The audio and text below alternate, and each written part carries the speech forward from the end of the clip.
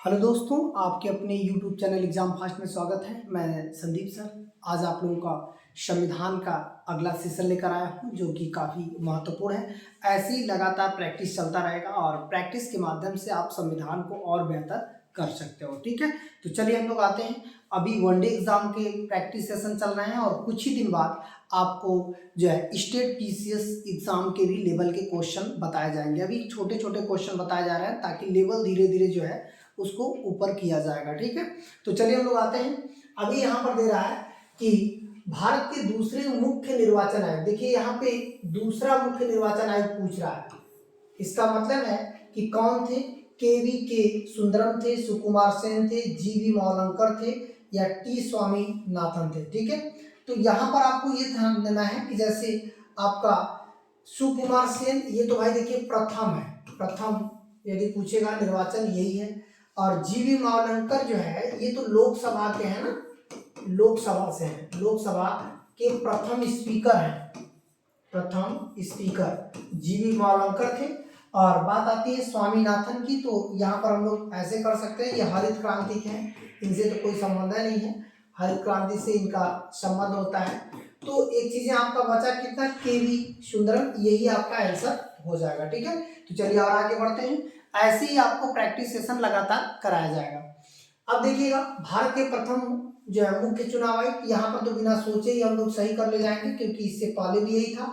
अब आते हैं अगला, देखिएगा निर्वाचन आयुक्त को पद से हटाया जा सकता है।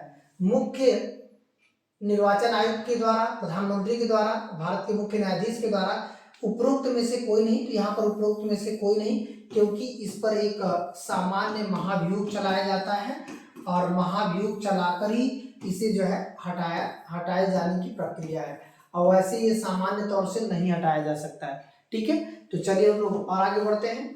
यहाँ पर हो जाएगा संघ लोक सेवा आयोग के अध्यक्ष को हटाने का अधिकार किसके पास है, भारत के मुख्य न्यायाधीश के पास, प्रधानमंत्री के पास, उपराष्ट्रपति के पास कि राष्ट्रपति के पास। इसका सही आंसर क्या हो जाएगा, राष्ट्रपति के पास ही जो है संघ लोक सेवा आयोग के अध्यक्ष को हटाए जाने का शक्ति या पावर वह है।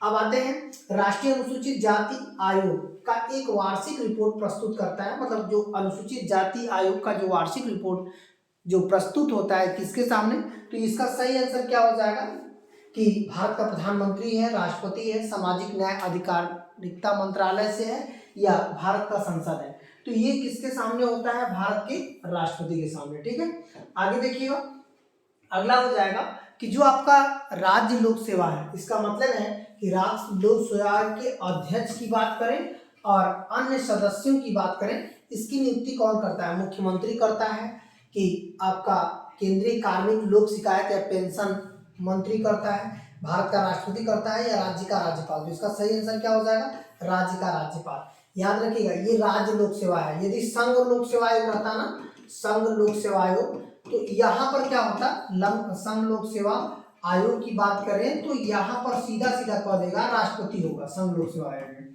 और यहाँ पर क्या था कि राज्य का था, इसकी वजह से यहाँ पर क्या हो गया, राज्यपाल हो गया।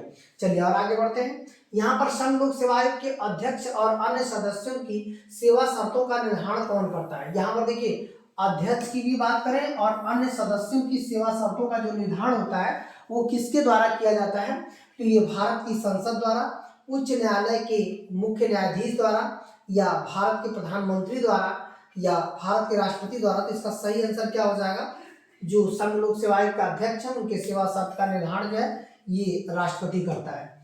फिर इसके बाद हम लोग और अगले क्वेश्चन की तरफ चलते हैं। यहाँ पर देखिएगा भारतीय संविधान के निम्न में से किस भाग में संघ लोक सेवा आयोग से संबंधित प्रावधान शामिल है, मतलब कौन सा भाग है, तो यहाँ पर भाग 2 ये तो क्या करता है, नागरिकता वही देता है, नागरिकता।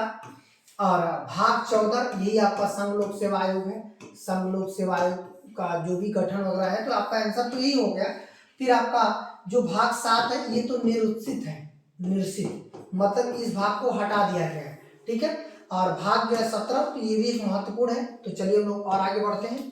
अगला पॉइंट हो जाएगा कि संसदीय विधानसभा क्षेत्रों की सीमाओं का समायोजन के संबंध में कौन सा आयोग अनुशंसा करता है, भारतीय सर्वेक्षण, भारत का परिसीमन आयोग और भारत का सूचना आयोग और संघ लोक सेवा आयोग। इसका मतलब है जो संसदीय अनुशंसा करेगा या सीटों का जो है अधिकता करेगा, ये आपका परिसीमन होता है। परिसीमन किया जाता है, उसी के आधार पर जो है हम लोग विधानसभा क्षेत्रों की सीमाओं को समायोजित कर सकते हैं और उनके संबंध में, और यहाँ तक कि संख्या भी जो है बढ़ा सकते हैं। इसकी रिपोर्ट किसके आधार पर होती है? परिसीमन आयोग के आधार पर इसकी रिपोर्ट तैयार की जाती है। अब ये क्लियर हो गया, तो चलिए और आगे बढ़ते हैं। अगला पॉइंट हो जाएगा, यहाँ पर कह रहा है कि भारत में संघ लोक सेवा आयोग का जो गठन है भारतीय संविधान के किस अनुच्छेद के अंतर्गत किया जाता है? 122 है, 172 है, 178 है या 315 है? तो इसका सही आंसर क्या हो जाएगा? 315 में ही जो है संघ लोक सेवा आयोग का गठन किया गया है, ताकि एक केंद्रीय कर्मी जो है लोगों की नियुक्ति किया जा सके। ठीक है, तो ये हो जाएगा आपका 315। अब आते हैं कि भारत सरकार के मुख्य जो है विधि अधिकारी, यहाँ पर देखिए विधि मतलब होता है कानून, कानून का अधिकारी कौन होता है भारत सरकार का? तो मुख्य न्यायाधीश होता है, या कह सकते हैं कि यहाँ पर सर्वोच्च न्यायालय का रजिस्ट्रार होता है, कानून मंत्री होता है, या महान्यायवादी होता है जिसे अटॉर्नी जनरल ऑफ इंडिया बोलते हैं। तो इसका सही आंसर क्या हो जाएगा? अटॉर्नी जनरल ऑफ इंडिया, ये आपका भारत का जो है मुख्य विधि अधिकारी या कानून अधिकारी होता है। ठीक है, तो ये एक महत्वपूर्ण पॉइंट माना जाता है आपके परीक्षाओं के लिए। चलिए आगे बढ़ते हैं। ये हो जाएगा आपका केंद्रीय सतर्कता आयोग, जो आपका CBC है। ठीक है, केंद्रीय सतर्कता आयोग अपने पद पर बना रह सकता है 5 वर्ष या 62 वर्ष, 5 वर्ष 65 वर्ष, 4 वर्ष 62 वर्ष, 4 वर्ष 65 वर्ष। तो इसका सही आंसर क्या हो जाएगा? 4 वर्ष या 65 वर्ष, जो भी पहले हो। केंद्रीय सतर्कता आयोग जो जांच समितियां होती हैं वो केंद्रीय सतर्कता आयोग के अंतर्गत आती हैं, उनके कार्यकाल इतने ही बनाए गए हैं। तो चलिए और आगे बढ़ते हैं। यहाँ पर हो जाएगा भारत में नियंत्रण महालेखा परीक्षक, नियंत्रण महालेखा परीक्षक की नियुक्ति कौन करता है? ये प्रधानमंत्री करता है, राष्ट्रपति करता है, वित्त मंत्री करता है, या लोकसभा आपकी करती है? तो जो नियंत्रण महालेखा होता है परीक्षक, उसे हम लोग CAG कहते हैं। CAG मतलब होता है CAG, आपका कैग होता है, जिसे जो है नियंत्रण महालेखा परीक्षक कहते हैं। इसकी नियुक्ति जो है ये कौन करता है? राष्ट्रपति द्वारा किया जाता है। वो भी किसमें करता है? 148 अनुच्छेद के तहत ये बातें रखता है कि भाई नियंत्रण महालेखा परीक्षक होना चाहिए।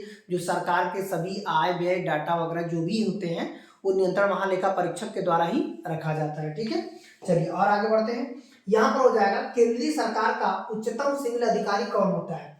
जो केंद्र सरकार होती है उसका सिविल अधिकारी यदि पूछेगा कि कौन होता है, ये होता है महान्यायवादी होता है, मंत्रिमंडल सचिव होता है, गृह सचिव होता है, या प्रधानमंत्री का प्रमुख सचिव होता है। तो यहाँ पर देखिए सिविल अधिकारी पूछ रहा है। इसी के आधार पर हम लोग देखेंगे कि जितने भी अधिकारी होते हैं उन तक सूचनाएं पहुंचाई जाती हैं। ये सिविल अधिकारी जो है मंत्रिमंडल का क्या होता है? सचिव होता है, वही सूचना देता है और उसी के माध्यम से जो है कह सकते हैं प्रशासनिक अमला काम करती है। तो ये हो गया। चलिए आगे बढ़ते हैं अगले पॉइंट में। अगला हो जाएगा कि यहाँ पर दे रहा है कि देश में पंचवर्षीय योजनाओं का अनुमोदन करने के लिए सर्वोच्च निकाय कौन सी है? जो हमारा पंचवर्षीय योजना होता है, जो 5 वर्ष के लिए पहले लागू होता था और अब जो है इसे नीति आयोग बना दिया गया है। अब 1 वर्षीय योजना हो गया है, अब नीति आयोग बन गया है। ये नीति आयोग कब से बना है? 1 जनवरी 2015 से ये देखिए नीति आयोग बन गया है। तो इस पर क्वेश्चन ये दे सकता है कि योजना परिषद है, केंद्रीय मंत्रिमंडल है, संसद है, या राष्ट्रीय विकास परिषद, जिसे हम लोग कहते हैं NDC। ठीक है, तो इसका सही आंसर देखिए यही हो जाएगा। अंतिम अनुमोदन देने की जो प्रक्रिया थी वो NDC की ही थी। आज के लिए इतना ही सेशन है, जो कि संविधान के महत्वपूर्ण क्वेश्चन का प्रैक्टिस था। ऐसे ही हम लोग नेक्स्ट क्लास में और ऐसे ही महत्वपूर्ण क्वेश्चनों को लेकर आते रहेंगे। अंत तक बने रहने के लिए धन्यवाद। यदि वीडियो पसंद आती है तो लाइक, सब्सक्राइब, शेयर जरूर करिएगा। धन्यवाद।